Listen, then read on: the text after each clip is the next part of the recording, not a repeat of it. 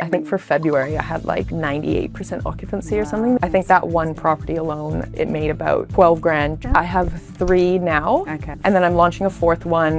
That same amount of time, it's going to take you to set up a 3 or 4 bedroom. And you definitely get like a lot more returns on the 3 or 4 bedroom. So now I get much more time.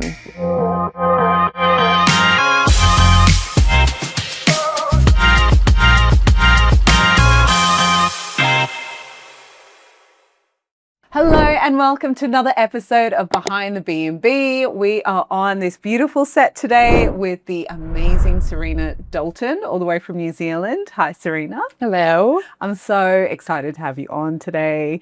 You're visiting here in Perth at the moment, and we were like, let's do it.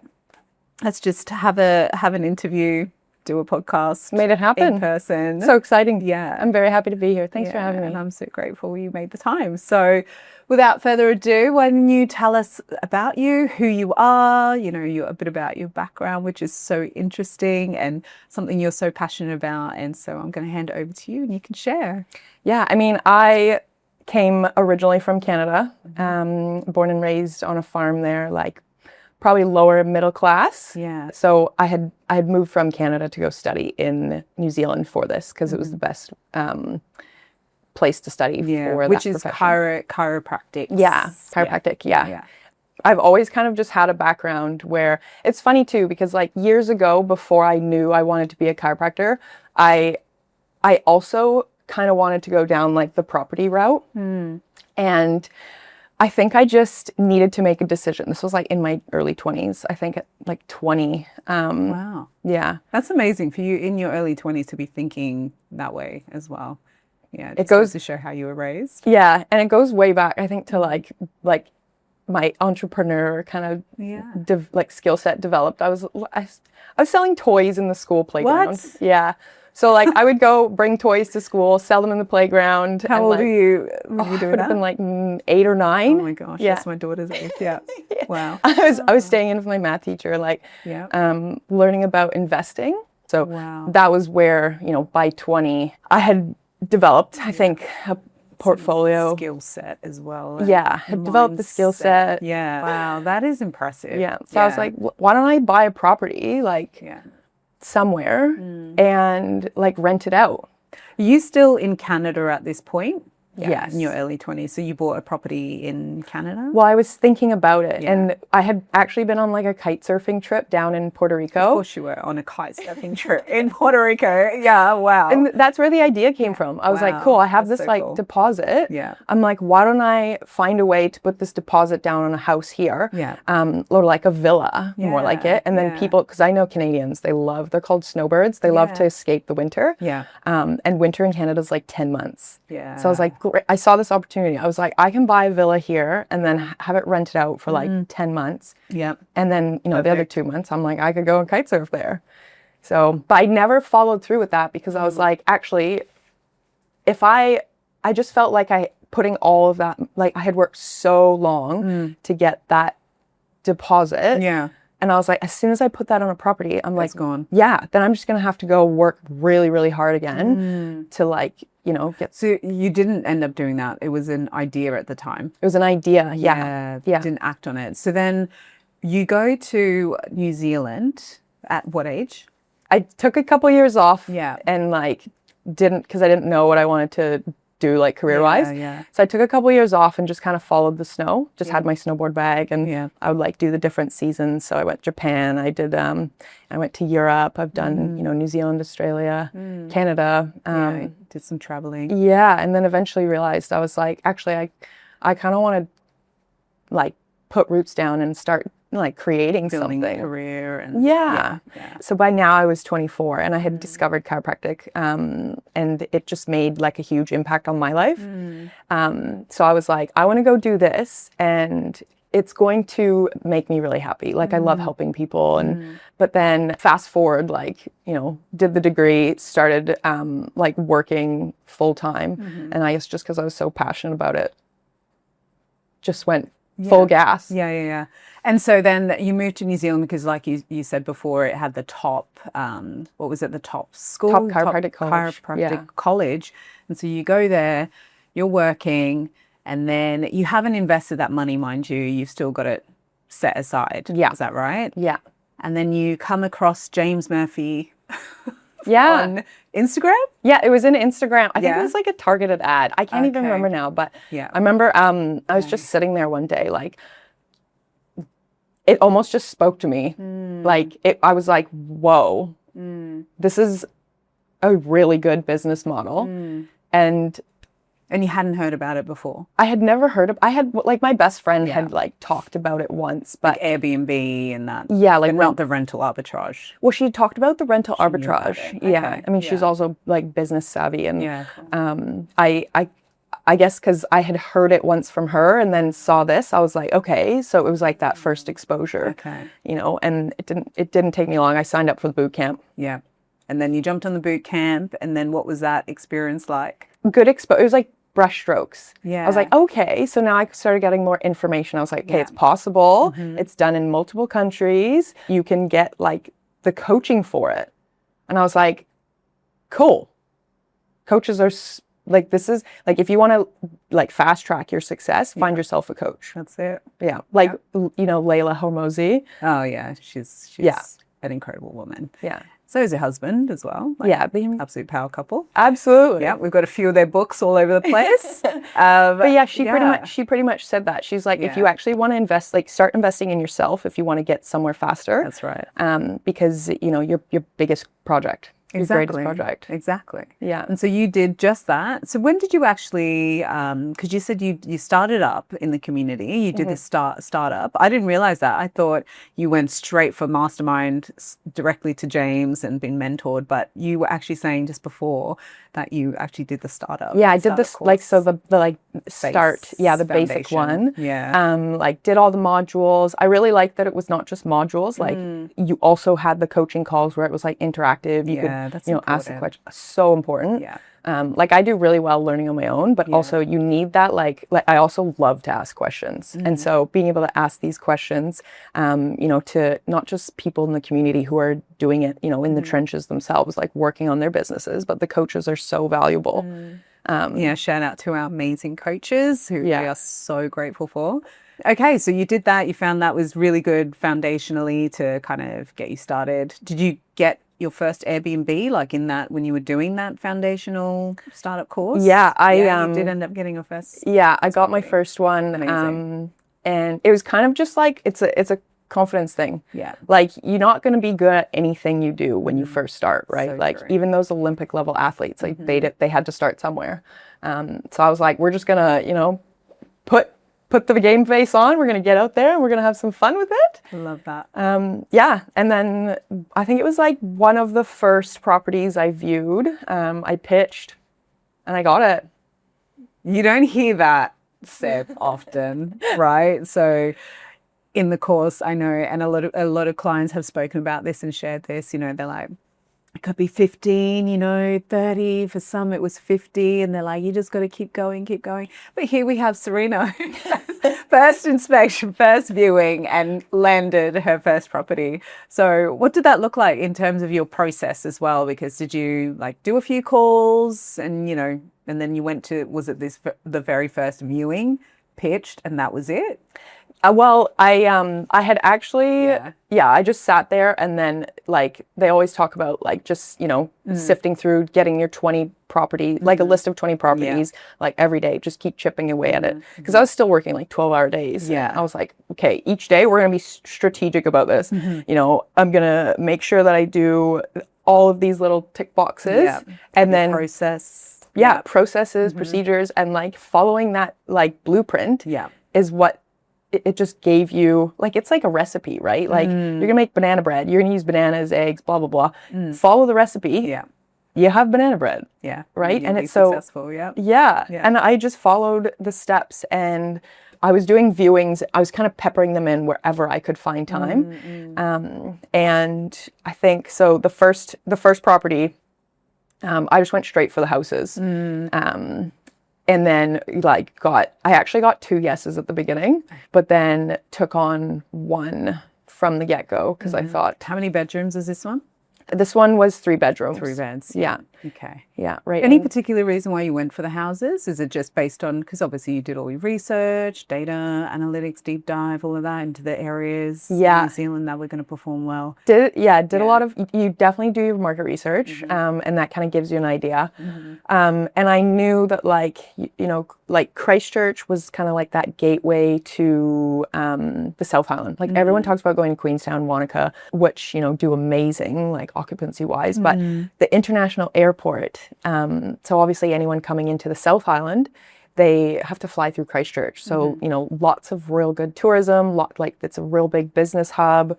And they're actually now putting in a 30,000 person stadium. Yeah, I remember you telling me this. Yeah. So this was before this all happened. So I was like, oh my gosh, okay, this is great. I see like a huge opportunity. Wow. When's that due to complete? At the end of April. So that'll be, wow. They've got their first like big opening. Yeah. And then it's booked out for the entire first year, like every weekend. Wow. Yeah. So you've got how many properties in Christchurch now? I have 3 now. Okay. Yeah. And then and I'm all launching. houses? Yeah. Yeah. Yeah. So no, like, there's not really too many like apartments. You know, like you see a lot. Okay, so that's the reason why you've gone for houses as well. Not a lot of apartments available. Yeah. Yeah, houses, townhouses as well. Yeah.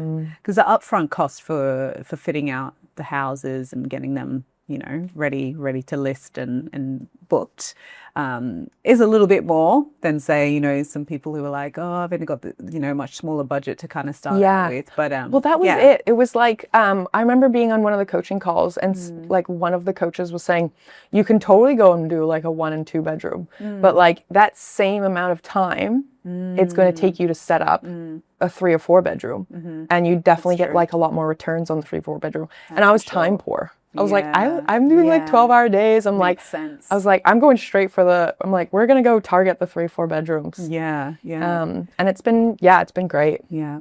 So with your 12-hour days, how, like, when did you set this up? Because I'm like, it's not like you took time. Did you take time off work to try and get it done? Or no, I just layered everything on. Yeah. I found in pockets. The evenings. Yeah. Like evenings. After your 12-hour shift, you're going. Yep. Yeah. So what did that look like, even in terms of so taking on that property, which was when, by the way? When did you get that first one? That was I started the lease on, it was like end of May, start of June last year. So June last year. Yeah. Okay. So there's been enough time to also get into, okay, so profit-wise and how that's been performing. Yeah. So someone who is a chiropractor and works 12-hour days, for people who watch this and they're like, it is impossible for me to even think about starting this short-term rental business. You've done it. So tell us how you did it. You find the time. Yeah. Like I'm a big list girly. I will write lists. Like if I knew every single thing that I had to get done for that next day, it was just hitting those targets and strategizing it all. One thing at a time. Yeah. So I'd sit there in the evenings and I'd be like, okay, after my 12-hour day, let's say, you know, I've done everything for the day. I'd be writing out, okay, tomorrow I have to do this. And then I would like kind of organize it. Can I get this done in the morning before I start shift? Can I get this done like just maybe on the lunch break? And then in the evenings, you know, that's when I was doing all the rest of it, kind of filling it in. Wow. So it was like nonstop, but I knew that this was like, you wake up every morning knowing that this is the direction you want to take. Yeah. And if you remember your why and like why you're doing it, that's what helped me get up and just motivate me like to keep going. Yeah. Was there, you know, lack of sleep? Yes. Was there like in the beginning? Yeah. Yeah, exactly. At the beginning, like when you're launching and trying to get it all, you know, especially that first one too, when you're like, it's the start of everything. Now that I've got that first one up, like, you know, I've got the channel manager, I've got price labs, I've got all those like systems in place. It's like rinse, repeat, like plug and play for the other ones. So it's just, the system started getting so much easier. But if there's a will, you will find a way. It's so true. Yeah. It's very true. And now you're up to 6? I have 3 currently. 3. Yeah. And then I'm launching a 4th one. 4th. Where did I get 6 from? Maybe by the end of this year. By the end of this year, yeah. Okay, so 4th one is launching in April, you said. Okay. And that's Christchurch as well. Yeah, so that one's Christchurch. So you're just focused on that area at the moment for any particular reason? Mostly because like the like that new stadium that's going in. Makes sense. It's just been like, it's been really, the properties are performing way better than I had like expected. I knew they would perform well after doing the market research, but yeah, they're actually doing a lot better. You know, I was sitting on a coaching call with James the other day, and I was screen sharing like the, you know, the Numbers. different, all the different numbers, and he was like, wow. Yeah. He's like, you've got a little secret going on over there in New what's Zealand. going He's on? like, maybe I'll come over. I was just going to say that he's probably going to be talking to me about flying over to Christchurch and having a look at the market. That's brilliant. And so in terms of like break even, has that happened for you? Like maybe yet, or like you're on your way there, or you know, maybe for the first two? That first one, the first one pretty much broke even like not too long after. But definitely at the beginning, like we were, you know, it takes time to like, it's like 3 or 4 months before that, like, you know, the larger properties really stabilize. Once it stabilized though, it just took off. I think for February I had like, it was like 98% occupancy or something. There was only like one day that we, you know, weren't booked. I think that one property alone, the one that I originally launched, it made about 12 grand just like profit, net. For that 1 month. Oh my gosh. So that's crazy. So it kind of originally started as like, you know, when I first onboarded, like we were talking about before, that was like, I was like, this is just I just wanted something, I wanted more time freedom. I was like, I want to get back to like, you know, the snowboarding, the mountain biking, holidays, the things that I like love to do that just, you know, make me so happy and light me up. I was like, I'm not doing those things anymore. Like I love going out and so I was like, I'm just going to buy some more time freedom back. You know, this kind of started as a side hustle. I was like, I'll just do like, you know, 50% of my income. Because you're so passionate about what you do as a chiropractor. And I love that. I love that passion. You know, I've already learned so much from you in terms of what I need to do to take better care of myself. But yeah, like to give 12-hour days to something that you are passionate about, but then not, like you said, doing things that actually light you up, which is so important, you know. It's just part of life and living life and getting the most out of it. And, you know. I was definitely giving like everything to my patients, which... you know, ended up leaving me, because I'm so passionate about it, like leaving me pretty depleted. So I was like, if I can just, you know, I didn't want to take away from my patients, but I was like, how can I, you know, change this so that I can still, you know, give everything to my patients, but also live a lifestyle that I'm like thriving. So this was only originally supposed to replace like 50% of my income. And then give me some more time freedom. And then, the more I got into it and the more I saw things just really keep scaling and changing, I was like, we're going full tilt. This is going in the direction that you want it to go. So, which is why I joined the mastermind. That's brilliant. And so, do you want to share a bit about that? Like, has that also been part of the reason you've, you know, acquired like additional properties? Like, is it, you know, you did obviously do the foundational course, and then why did you decide to do mastermind actually? I was always designed to go this direction. And, you know, the whole, like the thought of having like these businesses running and then having, you know, buying back some more time freedom to be able to do the things I love in life. And eventually one day I'm going to have a family, you know, and I want to be there for my kids and be present. So I was like, building those like, you know, assets so that you can, you know, work smarter, not harder in a way. It gives you options, and then it gives your family options. Exactly. So I was like, I saw this as a huge opportunity to like create something for my future family. And I became so passionate about that. And I was like, I don't like to do things halfway. You most certainly don't come across as that person, type of person anyway. So in terms of time and buying back your time, 3 properties so far, are you still working those 12-hour days? You're not quite there yet, or how far off are you? We've shifted. So we've shifted. So now I do like half days. Okay. And I get like much more time to be able That's to. amazing. Yeah. So I'm already starting to go the direction that I want. That's right. Because how long ago was that? When did that happen, that transition? So I launched that first property, and then I actually had a month-long trip planned back to Canada. Obviously, having to learn very quickly after launching your first property how to like automate everything from the other side of the world, like different time zone. But yeah, that was pretty much like when I came back from that trip, I shifted my hours so that I was only doing half days. You were able to make that transition. Yeah. So now there's way more balance, and brilliant. Yeah, it's been amazing. It's good. You that's what you set out to do. That was the goal, and you've already achieved that in less than a year. Yeah, 6 months. Yeah.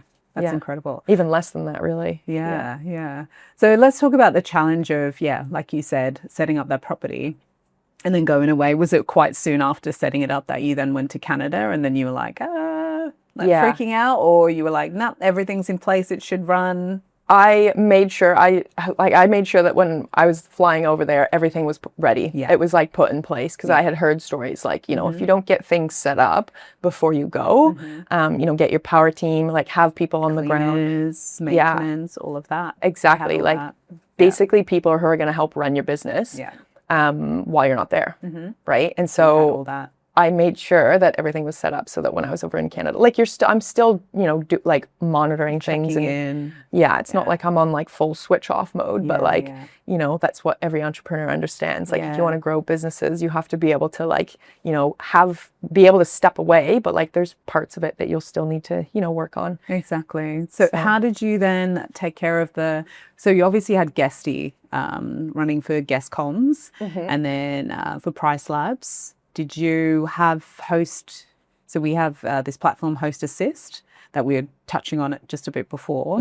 How soon did you like plug that in basically and have that? So I didn't have Host Assist at the beginning. Okay. Yeah, so the guest communications was all me. So obviously that was challenging, like at the beginning when I was doing these 12-hour days, because I'm with patients. Like you can't be, you know, with patients and trying to answer guest communications. But you still want those 5-star reviews so that you're, you know, and I want to give those guests like the best experience ever.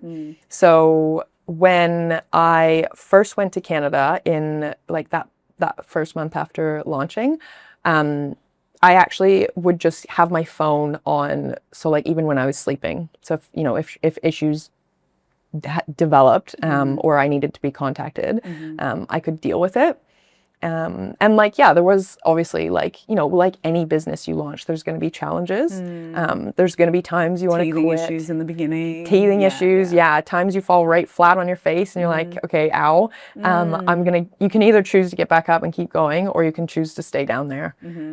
So obviously, you know, there was hurdles at the beginning and there still is, but like you find ways to manage that. And that's the great thing about the community is too, like you can jump on there and there's always people who've gone through this, or you know, coaches that can give you, you know, pointers, and a lot of the things have been avoided, you know, bad situations or things that you didn't want to handle. But for the most part, like having that core community has been so helpful. And that's what I keep hearing from all our clients and everyone that I've interviewed. You know, they're like, that community, I don't know where I'd be without it, you know, because there's obviously people who have been exactly where you are, and then they've, you know, moved past, as you said, they've, you know, overcome those hurdles, and then they give that advice to you so you don't have to make the same mistakes, you know. And so when did you come across, because you were telling me about Host Assist and how that's changed things for you, what property were you up? How many properties were you up to before you? I got up to it was probably about property 3. And obviously now you're hosting, you know, way more people. It's not just the one property you have guest communications for. I now had the amount of turnovers you've got now, check-ins, check-outs. It starts to build up. It started piling up, and I was like, okay, like my business has now grown to this point where like now I need to start thinking of something else that's going to help me continue scaling. Because the other thing too is like, obviously, like I don't want to just stop at, you know, 3 or 4. Like I'm going to keep going. And so as you go along, I was like, I need to tweak and change things so that I can keep helping scale, and I can keep, you know, pushing forward, because I've got big goals. So what's the number? Well, I mean, I've obviously want to get to like, 100 plus properties. Wow. And that's so easy to say, but it's like, the different sizes, right? Like you could go and set up a bunch of like small little 1 bedrooms, but when you look at it, you're like, look at the profit margins on like, 4 or 5 bedrooms, or even like luxe properties, right? Like there's so many ways of doing it, and it's just so inspiring, like how far you can take it. Wow, Serena, that's a big number. That is a big number. I like big goals. I have no doubt that you are going to achieve that. So Serena, 100, that's a huge goal. How do you plan on accomplishing that? Just breaking it down into like smaller components. Yeah. Because you can think, oh wow, 100, that's huge, right? And like, yeah, it's an ambitious goal, but as long as I manage the like steps to get there, right? Like the old saying, how do you eat an elephant? Just one bite at a time. So small steps, like little wins along the way. And eventually I'll get to that point. Yeah. And being mentored by James, I will say if you haven't already, I'm sure you have worked out that plan and what that's going to look like for you. He's been amazing. Yeah. Amazing. Yeah. He's, I'm a bit biased. So yeah, I know. So that's exciting though. And I look forward to seeing, all that come to fruition for you, which would be amazing. Thank you. So yeah, it's brilliant. And I'm thinking as well with that goal, are you thinking globally as well? Is that like on a global scale as well? Because I imagine you'd want to try, getting these short-term rentals in other countries. Yeah. So there's lots of different markets out there. Yeah. Obviously, the New Zealand one has been absolutely incredible. Yeah. And I'll continue to grow and scale there. And then I know that there's other opportunities out there. So we've got some things in the works. Just exciting. Figuring stuff out, but it's so much fun, and it's like it is. You can totally achieve it. You just have to get out there and do it. Yeah, exactly. So for people watching, who have obviously been so inspired by hearing from you and your background, your story, and just what your plans are, what would your encouragement be to those people who maybe they haven't started or they've got a couple properties and they're finding it really challenging to kind of scale, they want to scale? What sort of inspirational or encouragement do you have for them? I mean, I didn't have a background in property or real estate or anything. Like my background's fully in healthcare, right? So if I can do it, then anyone else can do it. Yeah. Living proof right here. Exactly. I think probably the biggest thing is like your mindset will always determine your success. Absolutely. So like if you have a mindset for success, you will get there. If you don't, then failure to me is not an option. So I think the biggest thing is I think it's a quote by Henry Ford, but it's my favorite quote. It's whether you think you can or you think you can't, either way that you're right. Yeah. So yeah, I love that. Believe in yourself, get that mindset. Brilliant. Go for it. And my last question is how, and this could be, some things that you could recommend in terms of resources. How do you keep that mindset sharp? And, is it daily practice? What is it that you're reading? What are you doing, to keep that mindset? Because you're an entrepreneur, you're a business owner and a chiropractor. You've got a bit going on. So how do you keep that positive and that go-getter, that mindset? Motivation? Yeah. I think just like exposing yourself to as many people who are, in wanting to go the same direction. So whether that's, the communities you get yourself involved with, with like James and the mastermind group, like it's so inspiring seeing people with even bigger goals. So like those visions really kind of help guide you. But also just like, I do a lot of reading. I love to read. So, picking those books that really help, keep things on track and guide you the right direction. Following people on social media who, like following Layla, she's been a big inspiration. She's an absolute weapon. Yeah. Like, absolute force. Yeah. And it's like, it's the people that you surround yourself with. And it's not just the people too. It's like what you're exposing yourself, the content that you're reading, the content that you're consuming, like podcasts, so if you can kind of, because you'll have dips, you'll have highs and lows as you go through business. But I think it's just showing up for yourself regardless, or like remembering what your why is. Like, those days when it was really tough, I'd be like, okay, why are you doing this? Yeah. And remembering like exactly what and that's going to look different for everyone.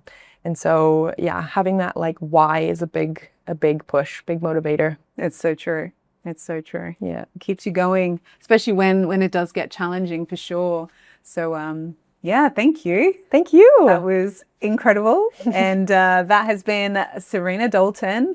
And the name of your business is? Kari Lane. Kari Lane. Yeah. So Kari is like it's a native tree in New Zealand. Oh, wow. Yeah. Okay, cool. Yeah. So how did that name come about?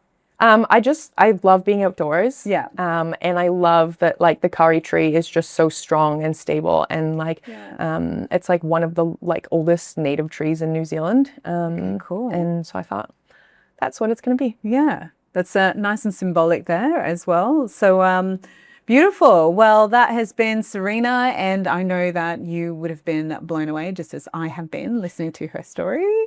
And we'll put up her Airbnbs. You'll be able to see that. If you want to go stay in New Zealand, Kari Tree stays. Kari Lane. Kari Lane is where you want to go and stay when you're in Christchurch. So thank you so much for watching. Thank you, Serena, for coming on. Thank you. And I really appreciate you taking the time to come on and share your story and share all the advice and wisdom, that is obviously inside you. And I can't wait to see what more you accomplish. So thanks.